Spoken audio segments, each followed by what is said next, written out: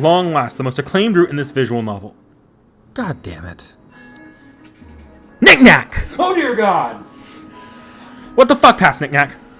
It's Final Fantasy 1. Seki's gonna be playing it on stream soon. I just wanted to refresh myself on this game a bit so I can mock her for not knowing what she's doing. Okay, but that looks like the final dungeon to me. What? She could do it. You know damn well Seki isn't making it that far. All you need to do is make up for a lack of reading and get to the Pirate Town 15 minutes into the game. Don't underestimate her. Knick-knack, stop wasting time and finish reading the damn visual novel. Heaven's Feel is, at least by a portion of the fan base, considered the best route, and this might be for pretty good reason. Before I even get into it, this route will present the most meat on its bones for me to chew on. So much of it is just dripping with character and thematic depth, some of which is just hard to put into words. This section might be a little bit different.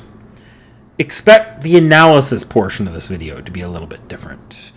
Really, it'll be breaking down many of the subtler elements of this route and how well written they are below the surface, and honestly expect some of that analysis to even leak into my normal recap here. I hope you weren't expecting me to say that this route had no reason to cover the common route, because unlike Unlimited Blade Works, the first few days require you to make remarkably different choices in order to reach it. The first requires more attention to your normal life, specifically to Sakura.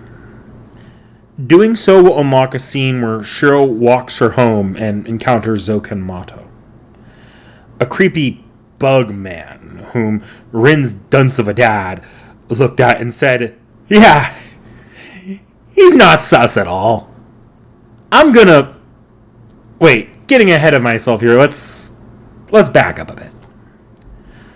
Zoken brings up Ilya, though Shiro has not met her yet at this point.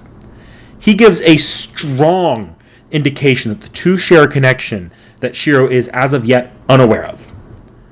This is important because guess what? Despite being the Sakura route, this route is also kind of the Ilya route as well. And also the Kirei route, and kind of another Rin route. Frankly, this route's going to focus on all of its characters and break them down. Well, except Saber, because, fuck Saber. No, not in that way. As a final note on Creepy Bug Granddad, he's actually kind of more of a granddad here than Creepy Bug. Call me crazy, but outside of the obviously evil character design, his writing can genuinely be mistaken for a thoughtful elderly man with interest in his granddaughter's life. Even if we know that it's less interest and far more about spying on the adoptive son of a dangerous mage. Immediately following that, the route will for a moment play out the same as usual. Shiro has his little kebab incident with a dog, the summoning of Saber, and a mostly familiar Ilya encounter. The key difference here, though, is that Shiro is offered an alliance by Rin, something that happens in Fate but not Unlimited Blade Works. But here, unlike Fate, he immediately turns it down. Something that can happen in the Fate route, but it leads to a bad end. A bad end that does not occur here in Heaven's Feel. Something rather surprising to me here that adds a whole new layer to this conflict is Sakura's earlier scenes, or what's implied to be Sakura. In one of the final scenes of the day, Zoken talks to an unnamed entity, which is, spoiler alert, it's Sakura. And he offers Sakura an out. The ability to sit this war out and let it blow over for a future Mato to deal with, as Zoken feels like the quality of this war's participants will ruin the ritual. Sakura, though, she makes an active choice not to bow out this time. A choice that means that the route split is very minimally caused by Shiro. All he did was influence Sakura to be more attentive to him by showing kindness.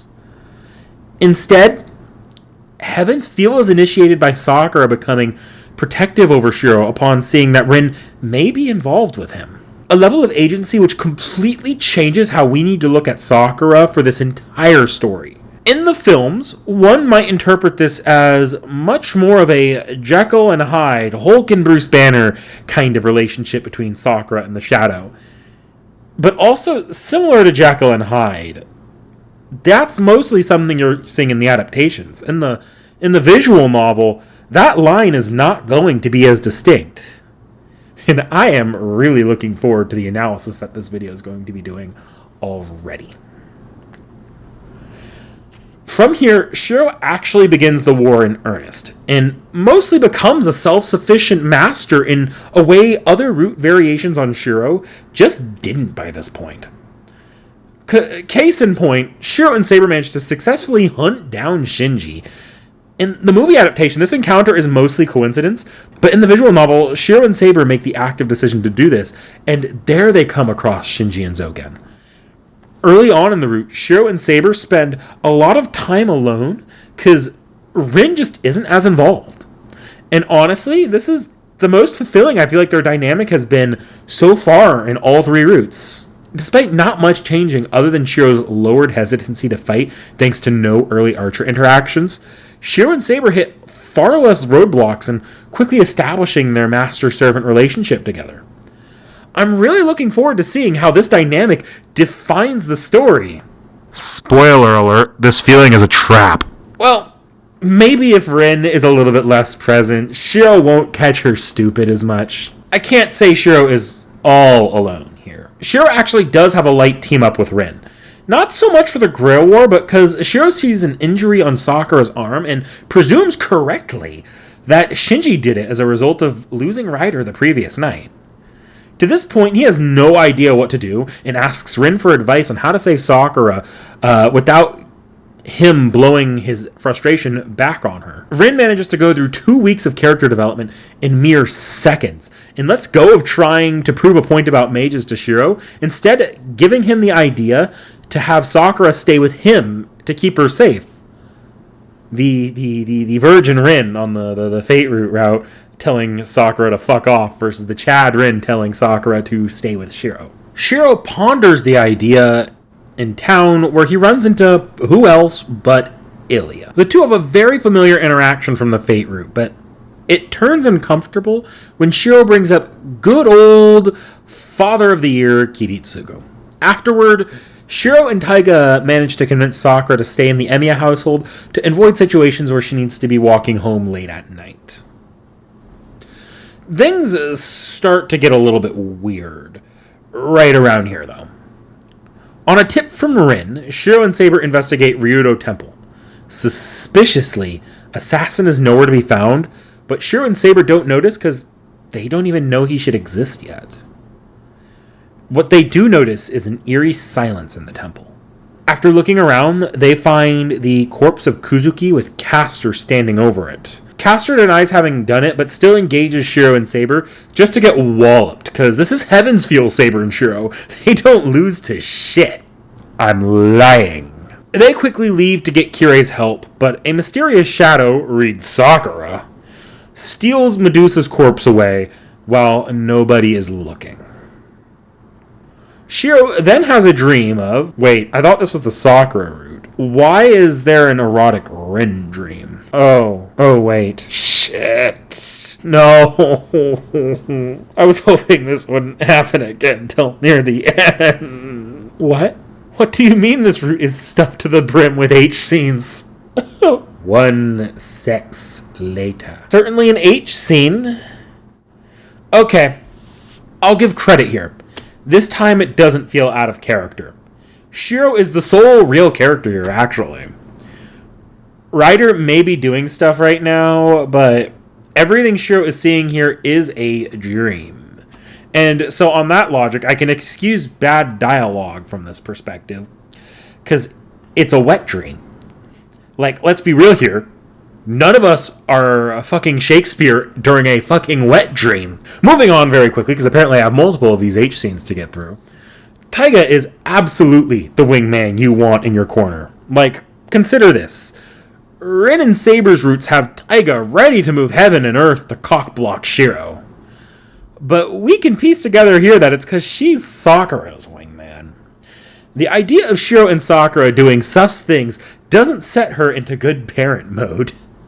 She gains cat eyes and starts encouraging it. Like, goddamn, Taiga, I think Rin's a bit dull too, but chill. Well, back to the story here. Shiro's dream leaves him sick for some reason, so he stays home, and Sakura stays behind as well to take care of him. Shiro, however, having no chill, goes out to the town again, where he once again meets with Ilya. And suddenly their entire dynamic just shifts. Like a complete 180. Suddenly, Ilya takes an almost Rin-like role in this story. This is once again a layer you won't get in the adaptations, where Ilya isn't even present in the first film, setting this entire chunk of the story out. Turns out, she should have been bonding with Shiro here this entire time. By the way, this route is so clearly the Sakura route that even Rin notices during a conversation with Shiro the next day and suddenly becomes his wingman. Now, I know Rin is being a good sister here, and that she probably would have stood aside from Shiro for Sakura, if not for the events of the other routes of the visual novel anyways, but still, I'm going to add this to Rin's list of L's just because I like kicking the dead horse a little bit. So much happens on this day, though. This is the same day where Kira reveals to Shiro that Lancer is dead and was his servant all along. It ends up creating this tense scene where Shiro both learns that Kira is, in fact, a creepy enemy, while also suddenly needing to rely on this information. It's unique compared to Kira's role in other routes, where you feel like these two characters are suddenly very honest with each other. We also get Ilya visiting the Emiya estate here. A rather stupid move on Shiro's part that probably ended up saving his life, because Ilya just has this moment of acceptance where it dawns on her that Kiritsugu really is dead. And that regardless of who Kiritsugu was and what he deserved, Shiro doesn't deserve any of that.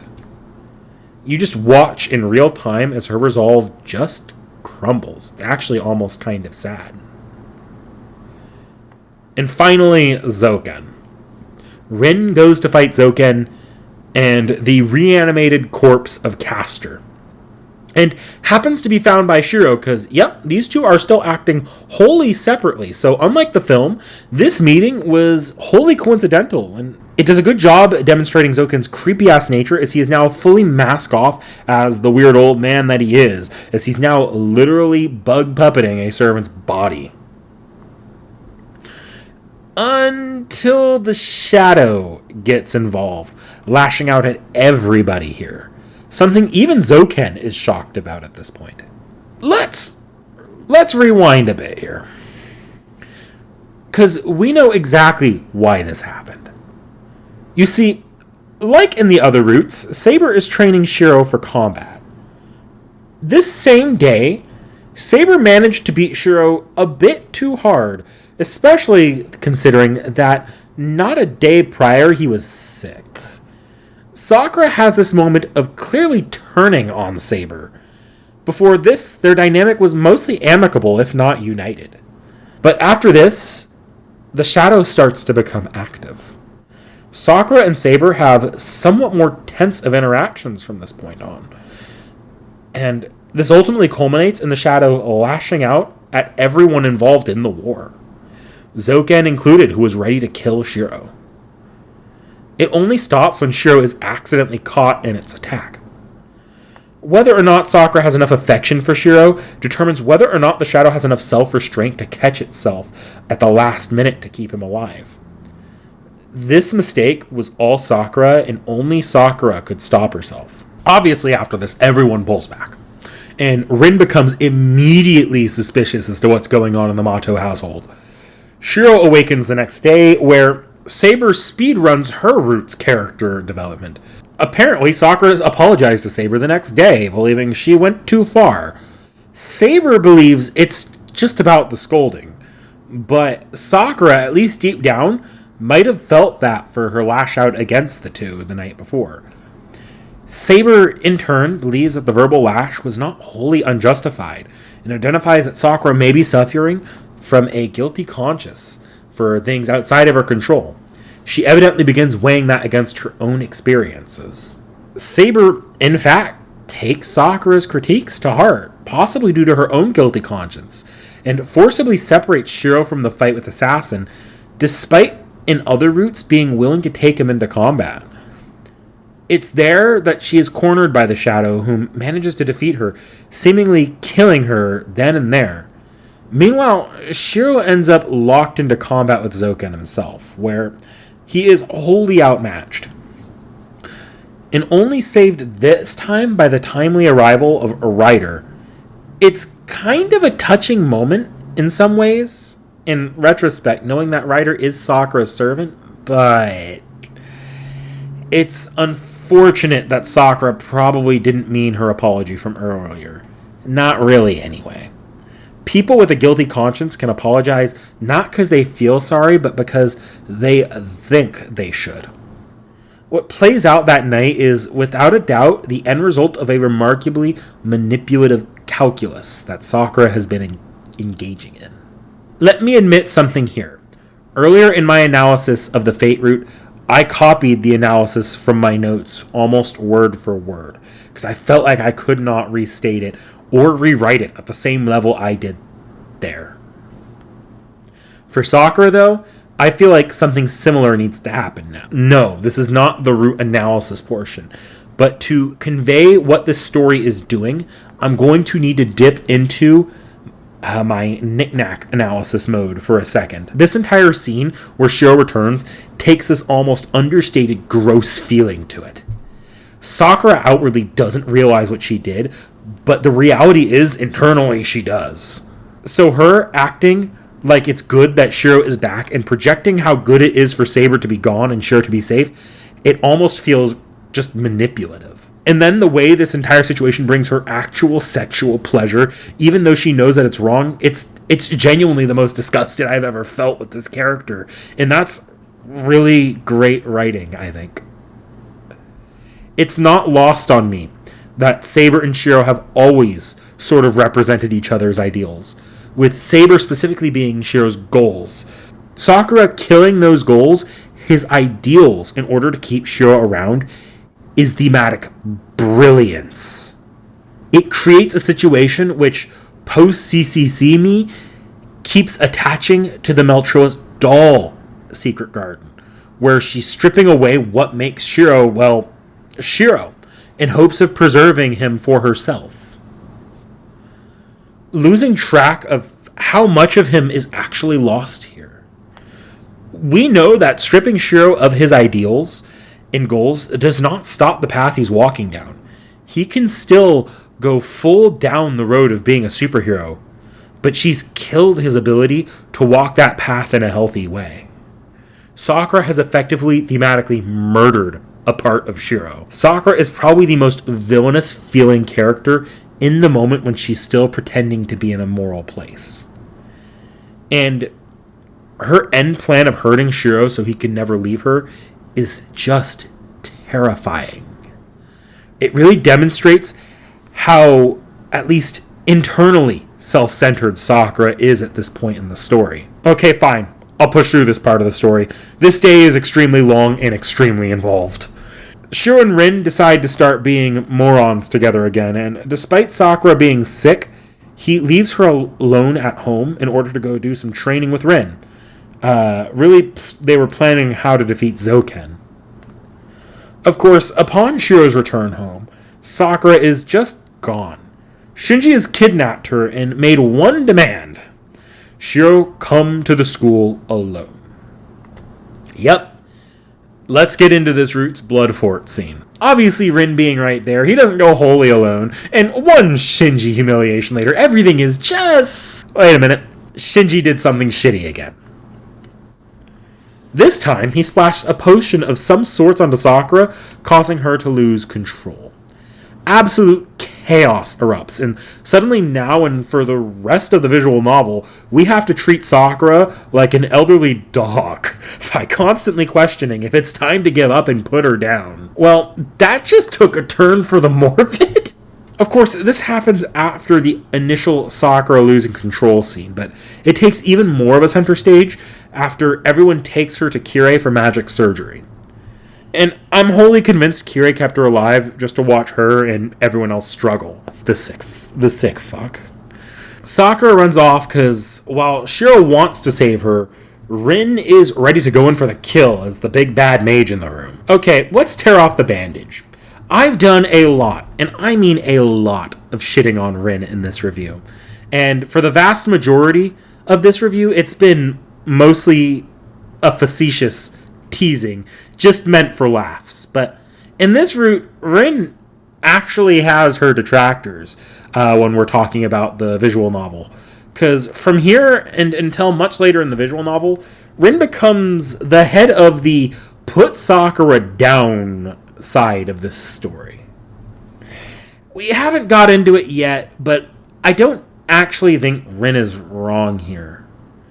She does at times lay it on thick, but she's not the only one making it clear that prolonging this is potentially bad. I'll talk about it later as we get into the heavier parts of this story. But while things will go a happier direction eventually, for all intents and purposes, Shiro is taking a very, very irrational stance by insisting on Sakura.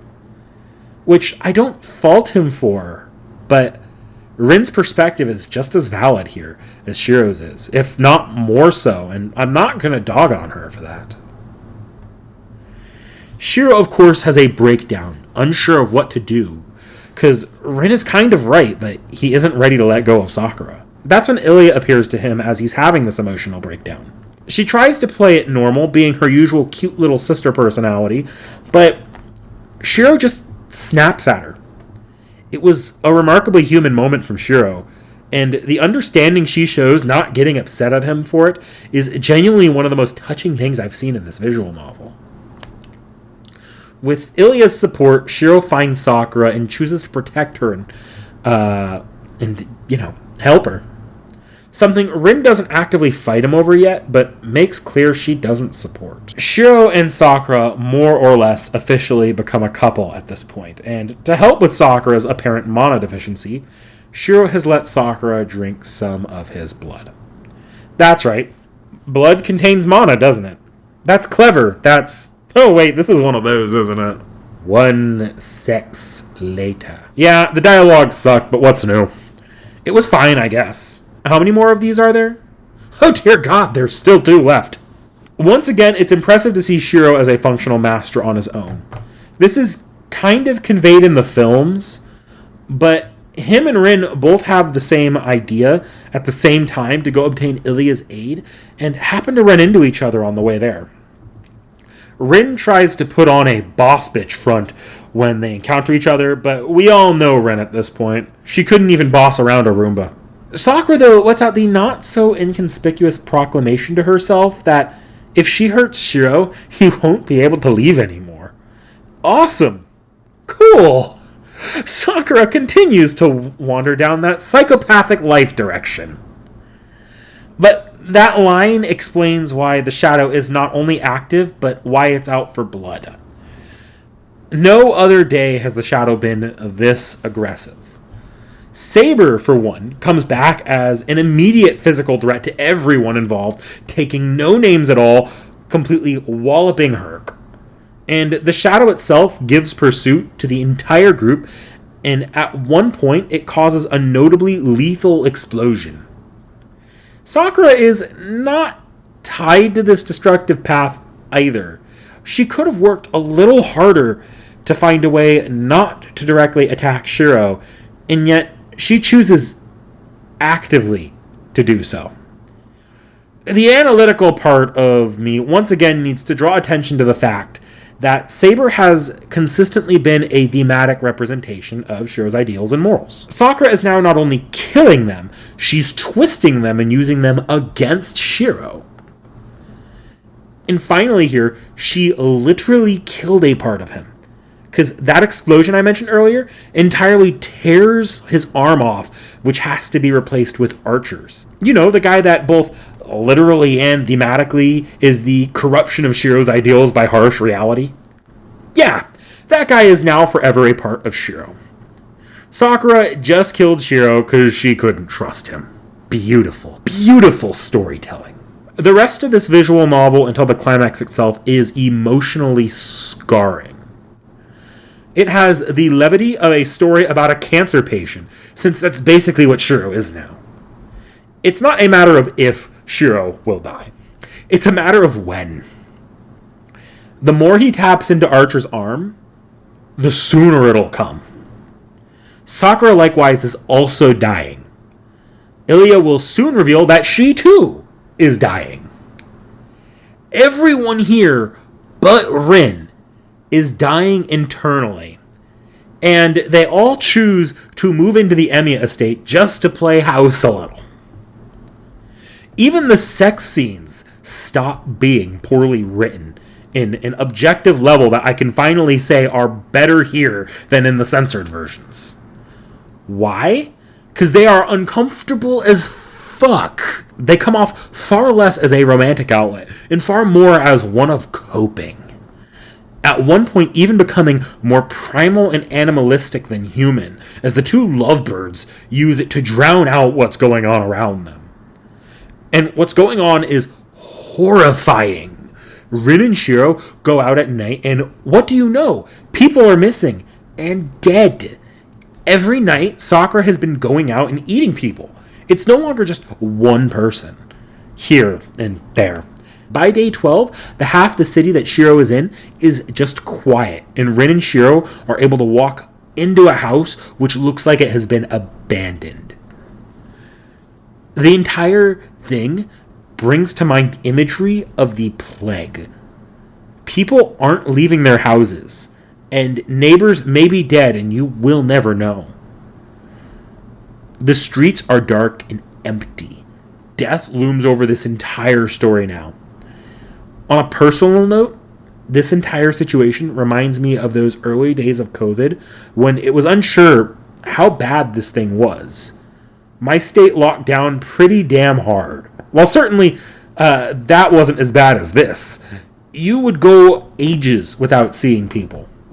Everything was so backed up, you didn't know when the next time you'd see someone alive was, if you'd ever see them alive again. Everyone fearing the unknown potential death led to isolation and reliance on what little and who little you still had around you. Now then, with that fully in mind, the last time we saw Taiga was around when things started to get bad. She said she'd have something for Shiro when she came back, and then never did. I realize that she was still involved at this point in the films, and if you know the endings, you know she's around in those as well. But scratch your knowledge of both the films and the ending of this visual novel for a moment. Place yourself blind into the middle of this route. Taiga has been missing for days, and nobody is acknowledging it, while the city is literally dying around them. That is the horror of Heaven's Feel. That isolating, unknown feeling of death. I mean it in no uncertain terms, that the Heaven's Feel route by this point traumatized and disgusted me in ways that horror never manages to normally. The only seeming comfort is Ilya singing to Shiro a German lullaby as they walk home from a somber market visit. And oh boy, this lullaby. We are going to need to take a break here from the Heaven's Feel review. This is way too important of a moment. Before I say anything, let's give a history of the song. Take it away, Seki. The roots of the German song De Lorelei come from a historical tale that's been spun about a slate rock formation on the banks of the Rhine at the Sankt Gor called Lorelei. Now, this rock is about 433 feet high, and it is one of the UNESCO World Heritage Sites that's part of the Upper Middle Rhine Valley. There's also an amphitheater on the top of the rock called the Lorelei Amphitheater that was built in the 1930s. It's incredibly famous because of its propensity towards shipwrecks and fluvial disasters. Since the 10th century, we've been hearing stories about ships wrecking on this particular rock, and many of these stories have involved dwarves, sirens, and all sorts of other mythological occurrences, all in an effort of humans to explain why so many ships wreck here and the echoes inside the passage as you go by this rock. Now, in 1801, Clemens Brentano, a German author, composed a ballad that was part of one of his novels. This ballad told of a woman who is associated with the rock, the Lorelei.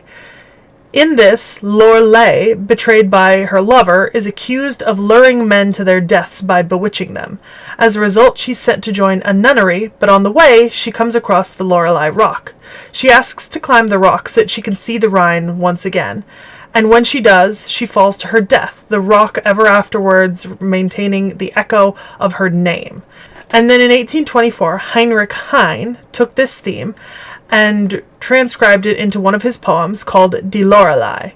Now, Die Lorelei talks about Lorelei as the eponymous siren of the poem. She sits above the Rhine, combing her golden hair, distracting ships with her beauty and her songs, causing them to crash into the rocks.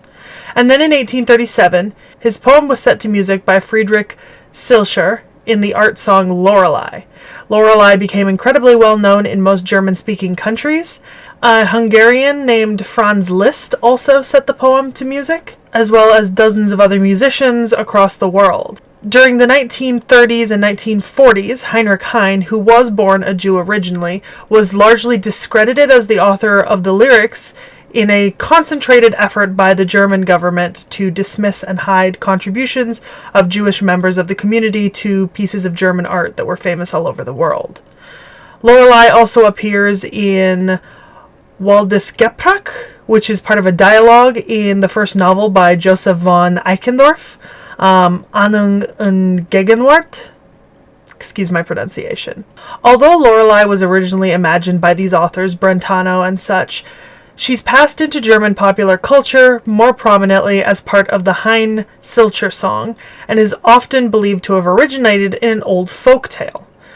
A French writer named Guillaume Apollinaire took up that theme when he wrote La Lorelei from his Alcools, which was cited in Symphony No. 14 of Dmitri Shostakovich. This character is still referenced in pop culture today. This lullaby can be mistaken as just being lyrics added to Ilya's theme. It plays during her death in the UBW route, so already, if you think critically, it's not supposed to be about things getting better. It's a song to provide somber comfort at death. It's not a happy song. Even further below the surface, if you look, it has even sadder meanings. I do not know what it means that I should feel so sad. There is a tale from olden times I cannot get out of my mind. The air is cool and twilight falls, and the Rhine flows quietly by. The summit of the mountains glitters in the evening sun. The fairest maiden is sitting in wondrous beauty up there. Her golden jewels are sparkling. She combs her golden hair. She combs it with a golden comb and sings a song the while. It has an awe-inspiring, powerful melody. It seizes the boatman in the skiff with wildly aching pain. He does not see the rocky reefs. He only looks up to the heights. I think at last the waves swallow the boatman and his boat, and that with her singing the Lorelei has done. The song is interpretable in two ways from Ilya. Ilya is German. She knows what these lyrics mean. If anyone looks into my notes, the first way you can read it is that Ilya is warning Shiro to see reefs. That Sakura is the Lorelei, a siren calling to him from the rocks to distract him from the sinking ship. Sinking the life he's built for himself and what he has left to live. That's one reading I had, but I've changed my mind. This song is not sung in warning. It's a lament. Ilya herself is both comforting Shiro whilst also lamenting how Shiro has already fallen for the distraction of the Lorelei of Sakura, and he's already sunk his ship, destroyed the life he has built for himself. Finally, things snap back to a focus when Sakura stumbles upon Gilgamesh in one of her nighttime outings. She, of course, swallows him whole, but not before he tears her physical body to shreds. After one final meal that consumes the largest amount of people in the town yet, Sakura returns to the front doorstep of the Emiya estate. Shiro can no longer deny that the shadow is Sakura, and perhaps, in a bit of desperation, accepts an offer of Zoken to parley. It's here where Zoken lays out the truth. Sakura is the shadow and is responsible for the consumption of people around the town. For any Persona fans, this will sound a little bit familiar. The shadow is Sakura's desires and feelings under the surface manifested in taking physical form. They are both the same entity, but also not. Able to act independently of each other, but also able to act simultaneously. Sakura reflects these desires onto the real world via a connection to the root.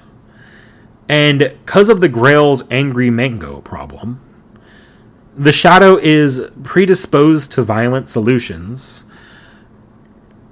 that are done to grant Sakura's wishes. And if their desires are in sync, they can even occupy the same space. The only way to stop this is to kill Sakura herself, as there is no just killing the shadow. And the only one that can end Sakura at this point is the only one she trusts, Shiro. And now the question I'm sure a lot of people are asking, based on my, this time, fairly unfacetious bashing of Sakura so far. Do I think this is Sakura's fault? Does she actually deserve to die? The shortest possible answer here is that it's complicated. From a moral perspective, technically speaking, Sakura is causing all of these deaths. And by all means, this is her fault. But she didn't ask for this connection. She didn't want this connection to the root. She didn't want to be traded to the Matos by the Tosakas at such a young age, and everyone has those darker feelings and urges. We literally have a common online meme of it right now called intrusive thoughts. Everyone has moments of wishing harm on others, even if only briefly or subconsciously. Everyone catches themselves thinking things they hate themselves for. But the horror behind the shadow is that against your own will, it will act on those feelings for you. Sakura may be morally responsible for what happens on paper, but the only way for anyone in this situation not to be morally responsible for it would be to exercise a standard of morality that nobody can ever hope to achieve. And this is the moral calculus that Shiro fucking Emiya needs to consider as he holds a knife above a sleeping Sakura, deciding whether she should live for the greater good or if she should die in order to protect everyone else. Can he kill someone technically responsible, but not really, if they've killed so many others before this and will continue if not stopped? This is without a doubt one of those trolley problem questions where there is no right answer other than to not end up in a situation like this in the first place. Shiro, of course, chooses to spare Sakura, leaving the room. Sakura herself, it turns out, was awake the entire time, hoping internally that Shiro would kill her and hold her responsible. Because ultimately, as Saber correctly pointed out earlier, Sakura blames herself in this moment. This self-hate is what underpins Sakura's entire character for the visual novel. That is, until things take a turn for the absolute worst. Sakura decides to return home to deal with Zoken herself in hopes that maybe just maybe dealing with him might solve the problem. She doesn't find him there, but is instead found by Shinji, bitter and blaming Sakura for everything that has gone wrong. Sakura lays back, ready to accept that unreasonable blame that Shinji is levying on her, and even ready to let Shinji perform heinous acts against her in retribution. Until, at the last minute, she decides she is going to fight back. And in a struggle, she manages to kill Shinji. A thankful death that we've all been waiting for, but it unfortunately reveals Shinji's narrative purpose here. Shinji is the narrative personification of Sakura's self-hatred. Her doubts, her blaming herself for what she has done. Now, I did a lot to say that Sakura probably doesn't deserve death for everything that's happened, but she's not blameless. This rejection of fault that Sakura finally does, it throws us into the final arc of this visual novel as Dark Sakura is born. This is a Sakura without the restraint of her own self-blame. One who has lashed out at the world, blaming everyone but herself for the damage she has caused. Zoken, Rin, Shinji, Shiro, the world itself. Everyone is responsible for the monster she has become, and now things are going to go from bad to dire as Sakura nearly kills Rin and Shiro, kidnapping Ilya and leaving everyone at their lowest. Going into day 15, Shiro is presented the easiest choice of this entire visual novel. Quit or keep going. The obvious answer here is quit. So we are just gonna... Ow! Taiga hit me. So obviously we don't quit, and Shiro gets Kirei's help to save Ilya from being killed by Sakura, who only needs Ilya's help to access the fifth magic heaven's view. And of course, Shiro is pursued by a forcibly revived Berserker, while Kirei deals with Assassin and Zoken. Kirei fares pretty well dispatching Zoken and nearly kills Assassin. Of course, he is seemingly killed by Sakura right afterwards. But 2 for 3 against some very powerful people is actually kind of impressive here. Shiro and Ilya, on the other hand, are backed into a corner where Shiro is forced to decide whether or not he's going to throw away his life to protect what he has left in it. And he does. This moment feels way more earned in the visual novel than it ever did in the films. The films don't really hammer home that feeling of death in the same way that the visual novels do. Here you truly understand because of all the buildup. Shiro just died. He might still be living, but by removing the shroud and using 9 Lives Blade works, Shiro just sealed his fate. And no sooner than after he thematically dies do we once again get hammered with the good old Heaven's Feel Goods. Shiro basically has something like Alzheimer's now.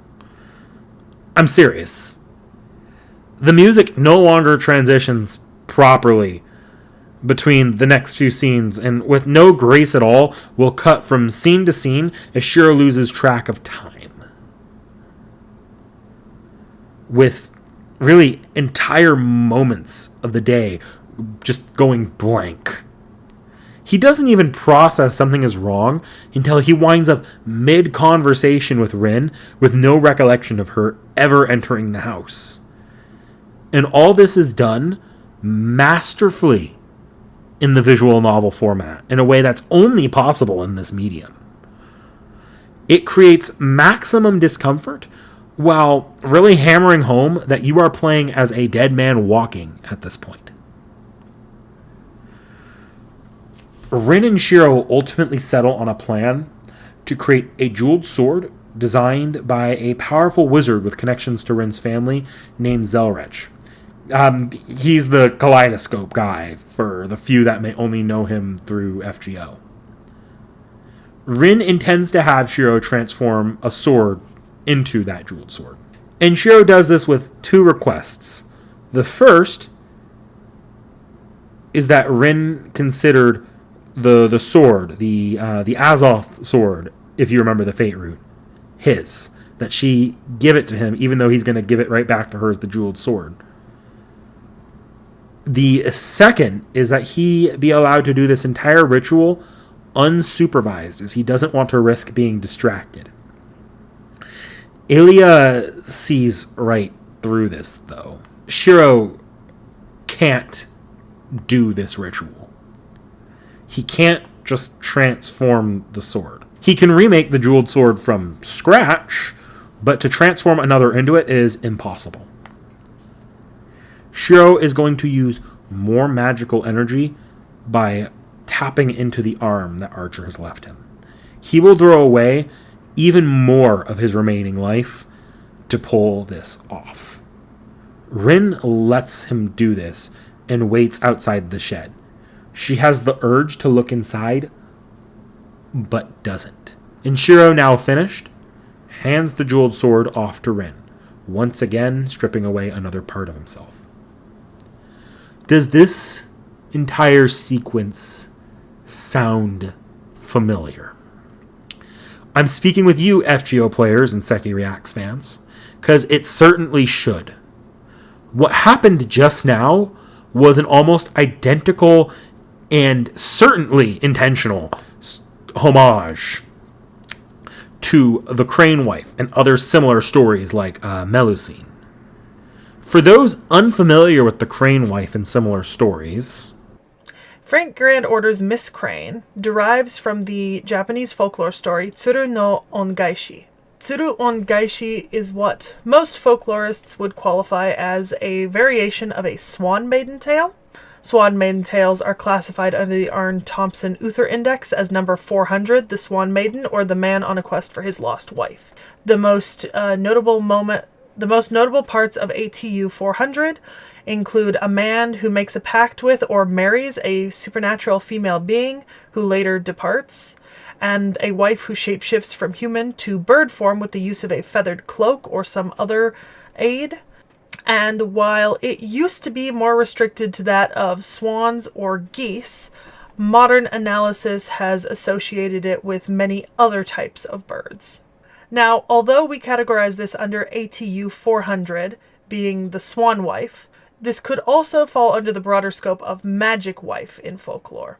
However, magic wife is one of the most common and distributed motifs all over the world, and so it's not a great categorization for actually looking into similarities and differences. The important thing to note about ATU 400, though, is that you find similar myths in Western Europe, Eastern Europe, all across Asia, Northern Europe, and many other places. Even some Native American folklore traditions have bird wife tales. The classification of Swan Maiden was opened up to include anything that consists of bird maiden, be it swan, goose, crane, even duck, heron, dove, vulture, parrot, or a non-migratory bird. And because ATU 400 is man on a quest for his lost life, the woman is also not required to be a certain type of supernatural creature, as stars, nymphs, fae, and many other supernatural creatures have been involved in it over the years. Tsuru no Ongaishi is a specific one of these tales from Japan. The way that the story goes is that a man saves a crane who had been shot by hunters. He does this out of the kindness of his heart, but that night a woman appears at his door and tells him that she is his wife and they are married. He tells her that he cannot support them because he does not have enough wealth, but she tells him that she has a bag of rice. It will make sure that their stomachs are always full. Every day, the amount of rice never goes down inside the stack. It is always full. The next day, she tells him that she is going into a room. She's going to make something, and he cannot come in until she is done making it. 7 days pass, and she comes out with a beautiful piece of clothing. But she's now incredibly skinny, almost as if she's malnourished. She tells the man that he should go to the markets and sell it for a very large price. He comes home and tells her that he did, and because of this they are now wealthy. She then goes back into the room and says that once again that he cannot come in until she is finished with her task. But his curiosity takes over, and he looks in the room, realizes that she is a crane. Specifically, she is the crane that he saved. But when she sees that he has found out that she is the crane, she says she cannot stay there anymore, and she flies away to never return. This is one version of the crane wife, literally called Crane's Return of a Favor, or Tsuru no Ongaishi. There is a second version called Tsurunyobo. Tsurunyobo is crane wife. In this story, he marries a woman who is a crane disguised as a human, and in order to make money for them, she plucks out her own feathers with which to weave the silk brocade that she is creating, and that he is selling. But this makes her incredibly ill, and when he discovers the nature of her illness and her identity, he is horrified and he demands that she stop. She says that she has been doing it for them, for love. But the man says that love can only exist without a sacrifice. However, in this story version, he is wrong here. And he who lives without experiencing sacrifice for another doesn't actually deserve to be with a crane, because the crane was willing to sacrifice her life for him. Now, there are 6 or 7 other variations of this. The bird wife, the clam wife, the fish wife, the snake wife, the fox wife, and the copper pheasant wife. Each one telling a very similar story, but not exactly the same. But it's a result of these multiple stories that feature a lot of the same details that I would say that Tsuru no Ongaishi, the crane wife, and Miss Crane herself qualify under the Arne Thompson Uther Index as part of ATU 400, the Swan Maiden. And I think that you should definitely go look into the Swan Maiden. What's evident here is that Shiro is occupying the role of the crane wife, literally putting himself into a creation to help Rin. Should she ever walk in on him, she'd never allow him to go through with it. It's a trust in another person that acts as the culmination of Rin's arc across this entire visual novel. For once, she is being lied to. She is being lied to and she knows it. But she cannot let that feeling stop her from letting Shiro work. If Unlimited Blade Works is Rin letting go of everything to keep Shiro alive, this is Rin letting go, knowing that what Shiro's doing is giving purpose to his entire life. He's building his dreams of a future of possibilities by his own hand. And Rin, she needs to let him. Now that the Jeweled Sword is made and battle lines have been reiterated, we enter the final non-ending day of the Heaven's Feel route and of the visual novel as a whole. Zoken seemingly dies, and rather unceremoniously. He will come back later to hammer home a theme that I plan to discuss in the analysis section, but he and Assassin have ultimately served their role in this story, and for as involved as he was in creating this mess and moving the pieces into place to get the Grail for himself, Sakura simply discards him. An important step for this finale, because with him gone, Sakura has no other culpable parties truly left standing. She should be free to do as she wants. And yet, she lets herself maintain this path of death. She was willing to let Rin live, and yet paradoxically, she has nobody left she can bring herself to blame other than Rin.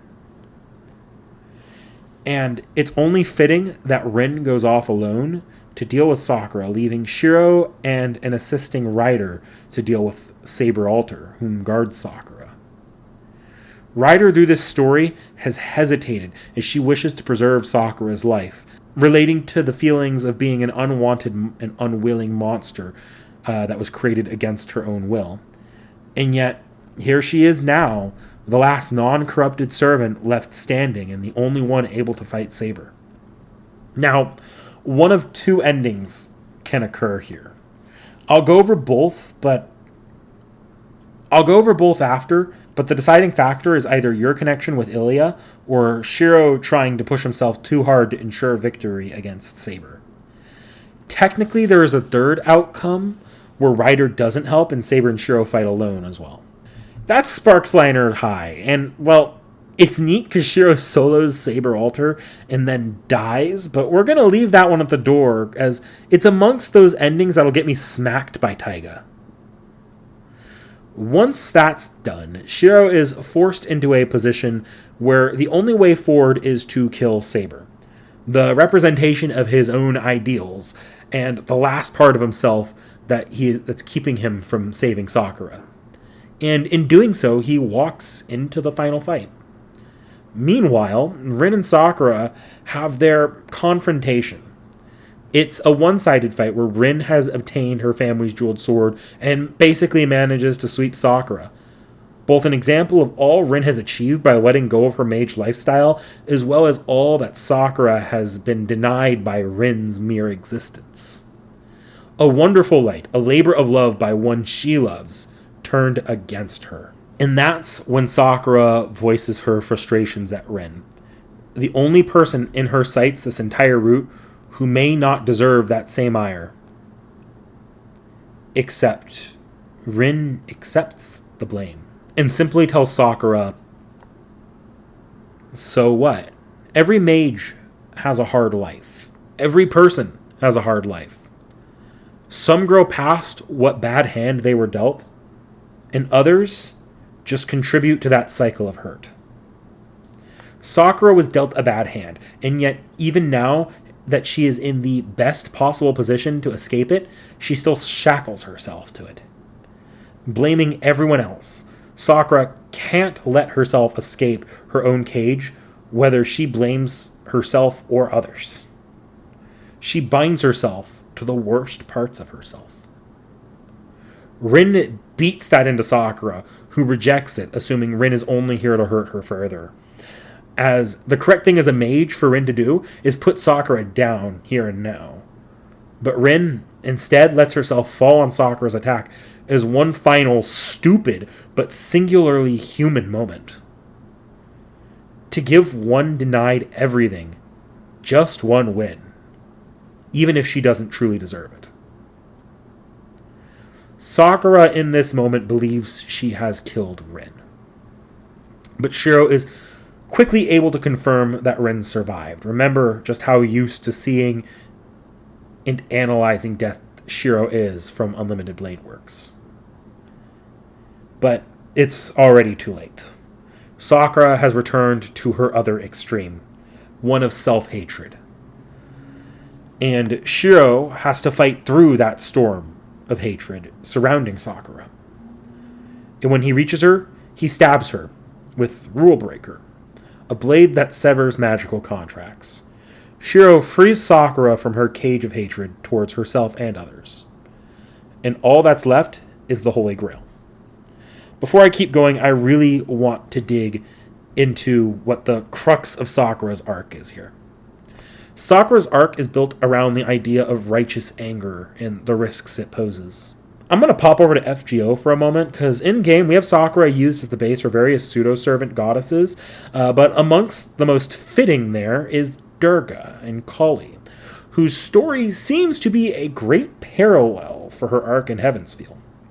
So I'm once again going to pass this over to Seki for a brief mythology lesson.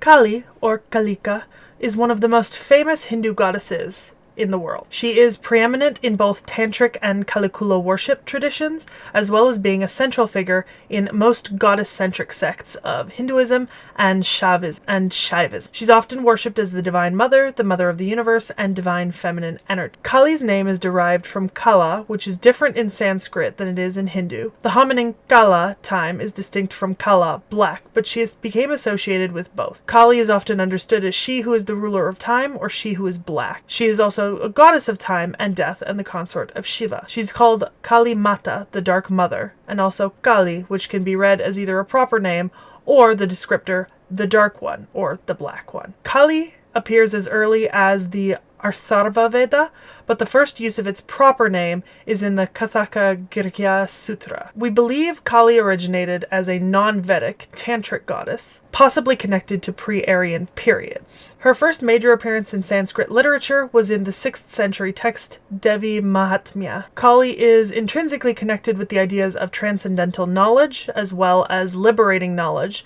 and as such she is one of the first of the 10 Mahavidyas. In modernity, Kali has also become a rather significant symbol for women. Now, obviously, her most well-known appearance is from Devi Mahatmya. In this, the deity Mahakali from the first chapter appears from the body of Vishnu, who is sleeping, when the goddess named Yoga Nidra wakes him up in order to protect Brahman and the world from 2 demons, Madhu Kaitabha. When Vishnu wakes up, he starts a war against the 2, and after a long battle, they were undefeated. Mahakali then took on the form of Mahamaya to enchant the two. Once they were enchanted by Mahakali, Vishnu was able to kill them. In later chapters of the same text, we get a story of two Asuras who were destroyed by Kali herself. They are called Chanda and Munda, and they are sent to attack Kaushiki, the goddess. Kaushiki feels such anger at this attack that her face turns dark, which results in Kali being born out of her forehead. Kali's appearance after this birth is with skin of dark blue, a gaunt face with sunken eyes, a tiger skin sari, and a garland of human heads.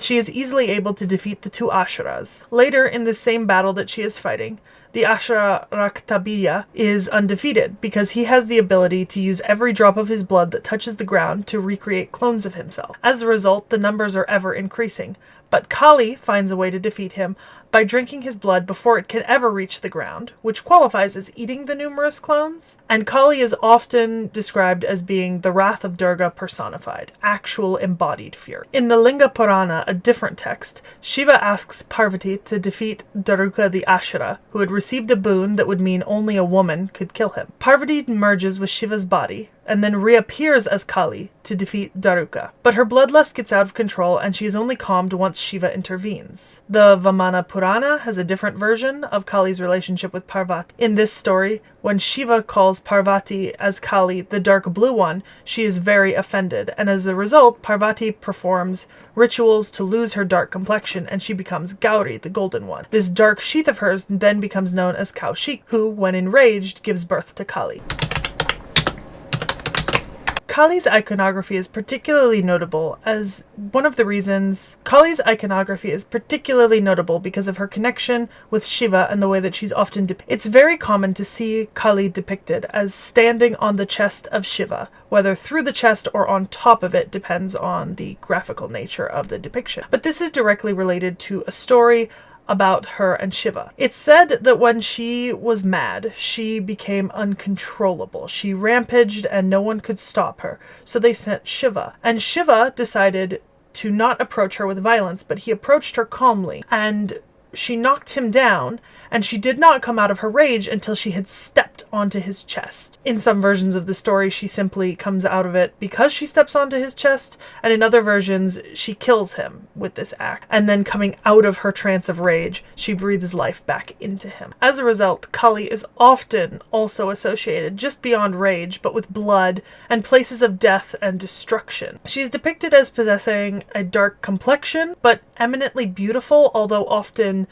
gaunt. She often also has 4 arms or 10 arms and wears a skirt made of the arms of demons and a garland of demon heads that are still bleeding, as well as sometimes her tiger skin. She sometimes has the company of serpents and jackals, and often her right foot is forward, which symbolizes the Dakshinakara, or the right-handed path, as opposed to the left-handed path. She has a mount, and it is a lion. Kali has multiple forms that are popular in worship. We've already mentioned a few of them, like Mahakali, but there is also Dakshinakali. Dakshinakali is most popular in Bengal, Samharakali, and Rakshakali, as well as others. She's also often depicted with a long tongue lolling out, and this is an interpretation perhaps of either her anger and rage, but also as a reference to the biting the tongue in shame expression that is found in that language. Outside of that, in her symbolism, she has 2 earrings comprised of small embryos. This is because she likes those who worship her to have childlike qualities inside of them. The forehead is always luminous, like the full moon, because it eternally gives out gifts. There's some interesting comparative scholarship work on comparing her to Anat from Levantine mythology and Sekhmet from Egyptian mythology, to the resemblances between their myths. One of the most well-known Western representations of Kali or Kali worship in modern day is the Indiana Jones and the Temple of Doom movie from 1984, wherein there is a thuggy cult of Kali worshippers that feature as the villains. However, she is also featured in multiple Indian TV series and movies. For those that haven't grasped it yet, Sakra is driven into a righteous rage that is only stopped when her loved one throws themselves at her feet to stop her rampage. In myth, Shiva lives, but the results of this decision by Shiro and Rin vary wildly upon the ending. We are going to start off with the normal ending. Perhaps controversially, I feel like it holds the most fitting end of this if you view this story as Sakura's journey. I'll get into it a bit in the analysis, but much of what Sakura is doing was without a doubt an allegory behind abuse. Not wholly unlike what my thesis stated in Tsukihime was about. In this ending, Shiro gives his own life to destroy the Grail, the representation of selfishness in this story. And what's left is a sad ending about personal atonement. But more so, it's an ending about moving on. Sakura here loses Shiro. She lost Shiro to the parts of herself that she could not rein in. It wasn't her fault that she had those parts of herself, but regardless, it destroyed her one crutch that she had in her life, that she had across this route, used and abused until it was gone. What we have now is a Sakura who solely waits day in and out, hoping that Shiro will return to her. Not unlike the story of Hachiko the Loyal Dog. I am not having Seki do a full reading of this one. If you know, you know. I think a lot of fans of Sakura and Shiro will think this ending is cruel, something of an unjust punishment for Sakura, but it's really not. If you view this as Sakura's story, she is being forced into a position of having nothing left to blame, and nothing left to selfishly hurt to prove a point to herself. It's her own final trial, not unlike the ones Rin and Shiro went through to save her. What I think detractors of this ending miss is that Sakura, despite her own grief, she grows a garden and helps raise Rin's child, whom themselves struggles with growing up in a mage family. She becomes the warmth that Shiro offered the world, finding her own way in life. And in the end, even if it's in death, she's rewarded with a reunion with Shiro, whether it be a hallucination or the afterlife. She gets her happy ending by learning to live on her own. If the normal ending is Sakura's ending, I feel like the true ending is Shiro's. The ending has Shiro march up to the Grail, ready to throw his life away, even as he clings to it. Awaiting him there is Kirei, a last obstacle standing in his way, a weird representation of Shiro's desire of having a greater purpose. The very person whom told him at the beginning of this war in every route that his wish will be fulfilled. And Shiro fights to the death with Kirei in a brutal and uncomfortable match. Kirei dies, but Shiro's body is beyond repair. Shiro prepares to bring down Excalibur to destroy the Grail with everything that was himself when Ilya steps in and reminds Shiro that he wants to keep living, that he has a lot to live for beyond this idea of a greater purpose and saving others. So, for once, Shiro is saved. And by his younger sister, a character whom, until recently, envied Shiro for being given everything she deserved. She gives her own life so that Shiro could get what he deserved. Shiro's soul is ultimately saved by Ilya, who plants it into the gem that Rin used to save Shiro's life in the prologue. Rin and Sakura both work tirelessly to obtain a doll from Toko Aozaki, and Shiro's soul is implanted there where he slowly adjusts to his life again. Perhaps a happy life with Sakura. Perhaps he will study magecraft and become a hero still. Perhaps both. But Shiro is free from his own demons to walk the path that he wants finally. No greater purpose than to protect the ones he cares about. Even Ryder is here, acting as Sakura's guardian still. Perhaps a very representation that the monster Sakura is not dead, but rather accepted as a part of life now. Sakura herself still struggles with her own demons that Shiro must continue to help her with, but it's out in the open, accepted by everyone involved and not held against her by anyone, Sakura herself included. Rin's final question to Sakura here is simply, are you happy? Sakura responds, yes. In this ending, despite everything that was lost, they're here, given just enough for the little family to hold itself together and live the way that they want to. Heaven's Feel is honestly a very beautiful story. I won't detract from the first roots, as I feel they are important to having this at all. So much of this root demands that there's a normalcy to break down and destroy, for its darker moments to hit as hard as they do.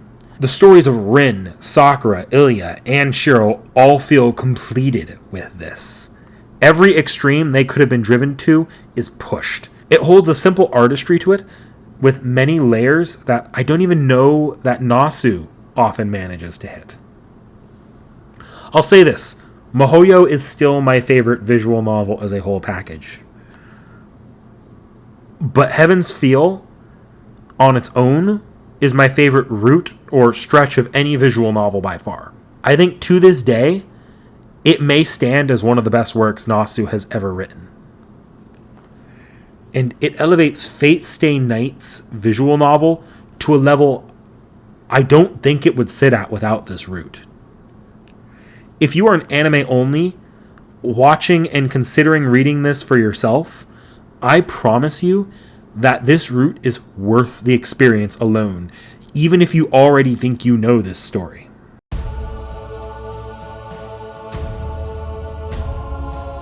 Where other routes primarily focus on the relationship between Shiro and his chosen heroine, this route, for all intents and purposes, is spread evenly across almost all the characters and ideas. This route all seems to be built around the ideas of the nature and interrogation of the self. It heavily scrutinizes the idea of evil and good, focusing a lot on the idea of one's outer actions and internal desires. Best example here is that this route never changes Shiro's outer good. On the outside, his actions never truly change. He's still trying to save people. But internally, what is motivating him is forced to change in this route, as his love for those around him comes into direct conflicts with his ideas as a hero. Saber still represents his dreams and ideals like in the Fate route and is forcibly taken from him. His only path to a happy ending coming when he's able to put away his innocent dream that prevents him from growing up, represented by his killing of Saber Alter in order to get to Sakura. In that same manner, Sakura outwardly is a good person, even as far as the climax goes. She takes many or most of her actions trying to help the people she cares about, her only faltering when they show direct fear of her, directly called out by Shiro. But her internal person is what's in disorder, as her more selfish desires are forced outward into the world by the Grail, eventually leading her to give up suppressing them at all. It's not until she recognizes them as part of herself and shows genuine remorse for how she feels and how she sees the world in her hurt, but very limited way, that she can be saved from those burdens of those emotions. Rin outwardly pushes herself as a mage, but internally struggles with her humanity, not letting her do what needs to be done, represented by Shiro opposing her, continuing his role as her humanity from limited laborers. She's able to put aside those feelings as a mage and come to trust Shiro and Sakura as humans, shown by her willingness to let Shiro go down his own path, forging the jeweled sword, and letting Sakura kill her so Shiro can save her. By being more human, she is able to progress past where many mages get stuck in their careers, fast-forwarding her life past the point where she thought it would be. Ilya, then, is a character who on the outside is a little girl and a younger sister figure who wants to be taken care of and loved. But internally, she knows she's not actually that little girl, and no happy ending can come from denying it. So her ending, sad as it may be, involves sacrificing her outer desires. Because she desires to be the younger sister, she steps up to be the older sibling looking out for the younger one. Beyond that set of themes, this route also holds heavy themes of death and retribution. Death hangs over this route harder than any other route. Every character, without fail, has a moment where they come to terms with their own death, and even our main villain for much of this route, Zoken, is the result of a good man fearing death. Kure himself is a man who is dead and yet continues onward. This route, as much as it's about anything else, is about endings and what you deserve. The answer to what you deserve is nothing. But in that manner, evil or good, it's not what you deserve or what is owed, but what you do. Sakura at no point deserves to die. So long as there's a chance she can be saved, the responsibility is on those who care about her to try and save her. But only so far as that's still an option. Shiro succeeds by never failing to recognize that she still can be saved. You get bad endings, though, for trying to save what you cannot, like Saber or everyone. So, in thinking about these themes together, it becomes a story about the death of what can't be saved anymore, or, more simply, growing up.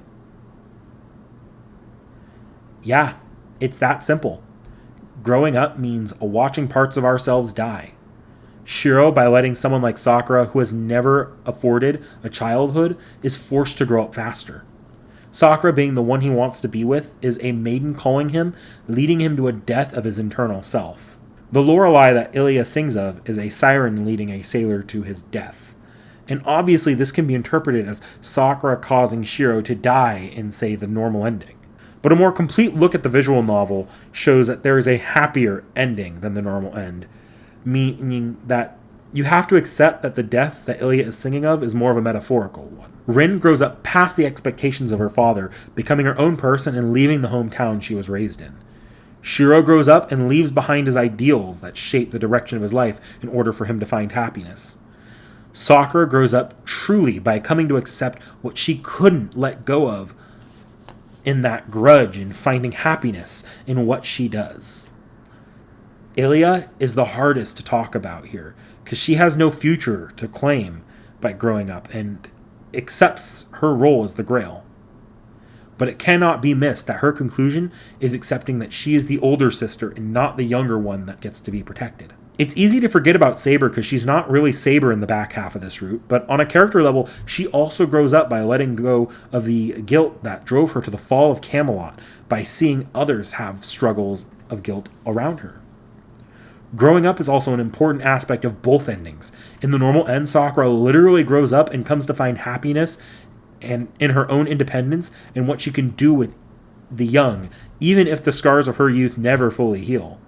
It's a little cheesy to say, but she literally finds Shiro within herself, what Shiro represented. And in the true end, it's no secret that Shiro literally changes bodies and loses the strength that he had in his prime. At the end of the day, it's the simple ship of Theseus situation. Every day, a part of us dies and is replaced at the cellular level, and thus the body we are in now is not the same one as the one we were 10 years ago. The self we are now is not the one we were 10 years ago. But we're still us.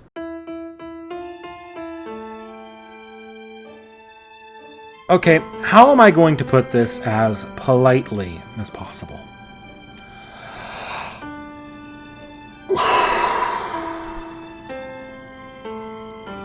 Holy hell, you Saber X Shiro fans are hungry for content, aren't you? Like, you'll literally eat anything up and call it high art. Jesus fucking Christ. Oh, please don't kill me, Saber fans. Okay. Being more serious here. Similarly to my thoughts on Saber and Shiro as a romantic pairing, I don't hate this ending thematically. And I'll get to that later. But this feels tacked on as all hell. The last ending is a simple short story that recaps the Fate route since it's probably been a couple days worth of visual novel since you've last read it. And it then goes on to describe how Shiro and Saber held each other in their hearts, ultimately coming to reunite in Avalon. And it's pretty bad. The writing feels horrendously off from the rest of the visual novel.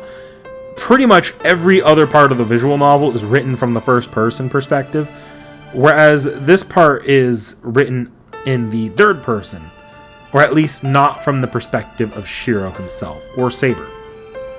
In many ways, this feels like the visual novel equivalent of being told rather than shown, and considering the medium, that's kind of impressive how rushed this feels. I get its narrative importance to people, I do. Saber almost definitely got the short end of the stick in Heaven's Feel, and unlike Unlimited Blade Works, there's just no coming back from that with an alternate happy ending for her. You only get suffering if you are a fan of the poster girl of this entire thing. So, I get the love for this ending, I do. I just don't agree. This ending just comes across as rushed and tacked on. From what I understand, it kind of was. And from what I understand, it kind of wasn't Nasu's intention to write something like this. I'm happy for Saber fans that you get something more, but man, I just wish it felt a little bit more naturally part of the story.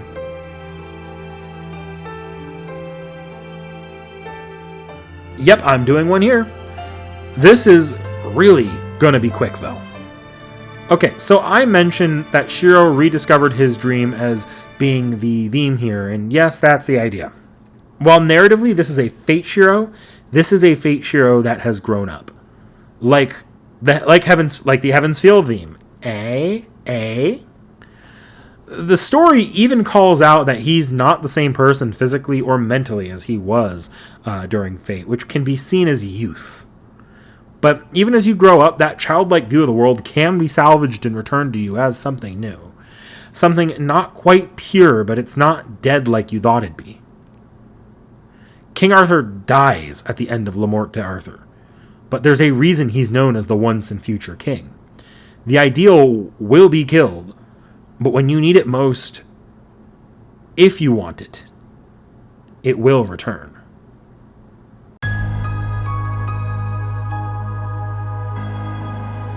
Oh dear God, where do I even begin here? Do I even remember my points from the start of the story? Okay, let's recap. The Rin prologue is about breaking away from expectations, often failing to meet them despite building one's entire life around them. Simply not being what you were created to be. The Fate route is then about discovery and rediscovery of one's ideals. Namely, we are going to stick to Shiro's half of that as the discovery and the chasing of them, as he's the half of that equation that is important between routes.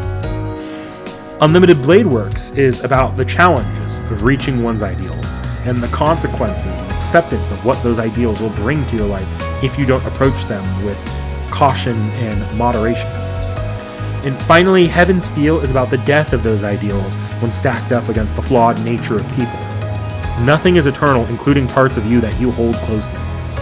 You need to learn to let go of them for what's more important to you.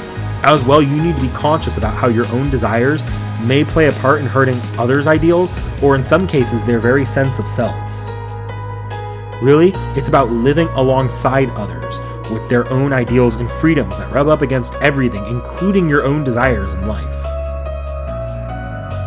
Okay, recap over. So what is Fate Stay Night as a whole about? Is it the interplay of ideals? I definitely said that word a lot because they are important, but no, not really. Ideals are the one consistent thread through this, but I think the story is greater than that. Is it about learning to accept others? Or learning to accept others is an important part of Rin's arc in Unlimited Blade Works, and that leaves behind ideals just a bit. Is it about the consciousness you need for how you can harm others? Rin and Sakura both do some metaphorical and sometimes literal harm to Shiro in their roots. Nope again.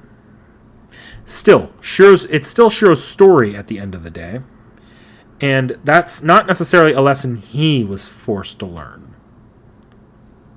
So, what does this story all come together to be about? It's simple, actually. Way more simple than I think much of my analysis, especially the Heaven's Feel analysis, has been letting on. It's about growing to recognize your own humanity, flaw as it is. Across all three routes, a different element of this is shown. Shiro in Unlimited Blade Works and Heaven's Feel has a central struggle across both arcs of confronting what his ideals really mean. In Unlimited Blade Works, it's him growing to learn how his ideals may one day strip him of humanity. And in Heaven's Feel, it's the challenge of whether or not it will. Each of these routes represent a different phase in one's life where ideals are challenged. For Unlimited Blade Works, it's learning, and for Heaven's Feel, it's application. Sure, Shiro's arc in Fate moves him to the pursuit of his ideals, and those are subverted later, but Saber serves her own weight as a character beyond just being Shiro's ideal. She's also the Shiro of her own story, rediscovering her ideal through Shiro. This is the last ending before the last ending actually took place. This is showing that even after the trials of life break you down, you will eventually need to rediscover what motivates you. And of course, in Last Ending, Shiro now gets to have the Saber role of needing to rediscover his own ideals. The core of who he is after in-universe, he's grown up, something that we get to see metaphorically play out through his challenges in each of the routes.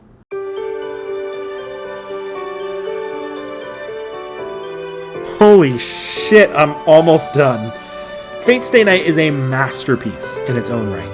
I think what it says can be profound and relatable to many people regardless of where they're at in their lives. Thematically, I have almost no complaints about this work. But writing-wise, it can feel sloppy from time to time, often being repetitive and unfocused. If everything was as high quality in execution as Heaven's Feel had been, I'd hands down call this the best visual novel of all time. But I'm not gonna lie and say all the routes were equal, because they really weren't. They're all for sure important, but the quality difference in Heaven's Feel makes the entire experience feel lopsided in a way that's hard to ignore. Now here's the most important question. Is this the definitive starting point to Fate? No shit!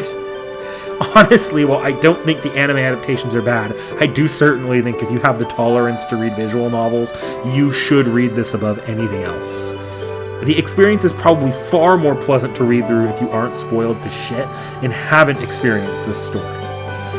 But is it the be-all, end-all, best thing this franchise has ever produced? As a whole, no. I don't think it is. Genuinely, I think as a complete product, CCC and maybe even Samurai Remnant might just average out better than Fate Stay Night does. But that doesn't mean much, does it? The visual novel is at the end of the day a fantastic work. I'm not going to pretend like the first two routes being just average detracts from the well-handled themes enough for me to suddenly become a hater of this thing. If for some reason you are a Fate fan and haven't read it yet, how did you watch this entire video, for one, but for two, get on it, like, now. And that's a wrap. Yeah, knick-knack, you really outdid yourself this time. Took you a full year to fully read through the visual novel and actually finish the script, but it's done now. And then it took another half year to get the video actually released. Good going. And I'll say, issues aside, I am happy that I read this visual novel. It has always felt like the final boss of being a Fate fan for me, when it probably should have been my tutorial. Thanks for the accessible localization, Type Moon. Would have liked it a decade ago, but better late than never. So what's next? Well, ignore the dumpster fire that is currently my pending projects on the Extra Marathon, because I have no idea how I'm approaching the remainder of those yet. It seems fitting for me to go right into Holotoroxia, which was released shortly following the 10th anniversary of FGO. I might as well get the official localizations all wrapped up here.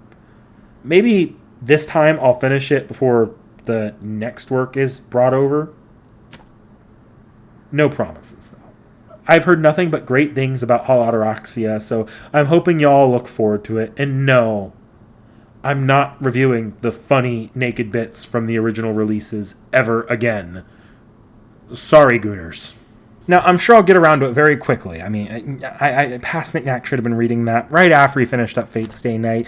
It should be out much quicker than the Fate Stay Night review took, right? Right? The fuck are you doing, past Knick-Knack? And no, I'm not reviewing the funny naked bits from the original releases ever again. Sorry, Gooners.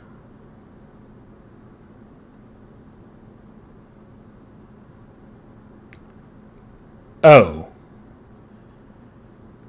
Yeah, I'm not done with Holorodoxia yet. This one might be a while.